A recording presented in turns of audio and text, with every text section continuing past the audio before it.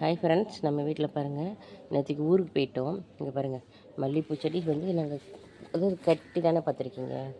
நான் செடியிலேயே பூ எடுத்து அதாவது காமிக்கலையில என்ன ஒரு நாள் கூட. இங்கே பாருங்கள், ஆனால் இவ்வளோ இங்கே பக்கம் நின்னா அவ்வளோ வாசனையாக இருக்குதுங்க. ஒரே ஒரு செடி தாங்க, அவ்வளோ பூ பூத்துருக்குது நமக்கு. இங்கே பாருங்கள். அப்புறம் ஒரு விஷயம் என்னென்னு கேட்டிங்கன்னா, இந்த பூ வந்து இதெல்லாம் பூவெல்லாம் எடுத்தாச்சு. இந்த இதெல்லாம் வந்து இப்படி வந்து இப்படி எடுத்துடணுங்க. ஏன்னா இதெல்லாம் வச்சுட்டு இருக்கக்கூடாது. வச்சுட்டு இருந்தோம்னா நமக்கு அடுத்த பூ வராது. எல்லாம் எடுத்து கிள்ளி விட்டுறணும்.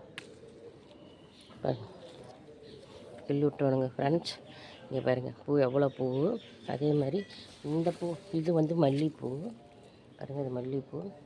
இது பாருங்கள், இது ஒரு பூ. இது என்ன பூன்னு பார்த்தீங்கன்னா பன்னீர் முல்லை. சரிங்களா, நம்ம வீட்டில் பன்னீர் முல்லையும் மல்லிகைப்பூ கிட்ட கிட்ட வச்சுருக்குறோம். அது மட்டும் இல்லைங்க, கனகாமரியும் வச்சுருக்கோம். பாருங்கள் பாருங்கள் ஃப்ரெண்ட்ஸ், உங்கள் வீட்டில் மல்லிகைப்பூ எப்படி பூக்குதுன்னு சொல்லிவிட்டு எங்களுக்கு கமெண்ட் பண்ணுங்கள். பிடிச்சிருந்தால் லைக் பண்ணுங்கள். இப்போ பாருங்கள், நேற்றுக்கு எடுக்கல எவ்வளோ பூ பூத்துருக்குன்னு பாருங்கள். ஓகே ஃப்ரெண்ட்ஸ், பாருங்கள், எடுக்கலை பூ. இந்த இடத்துல நின்னாலும் அவ்வளோ வாசனையாக இருக்குங்க.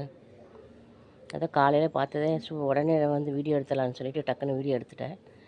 பாருங்கள் ஃப்ரெண்ட்ஸ்.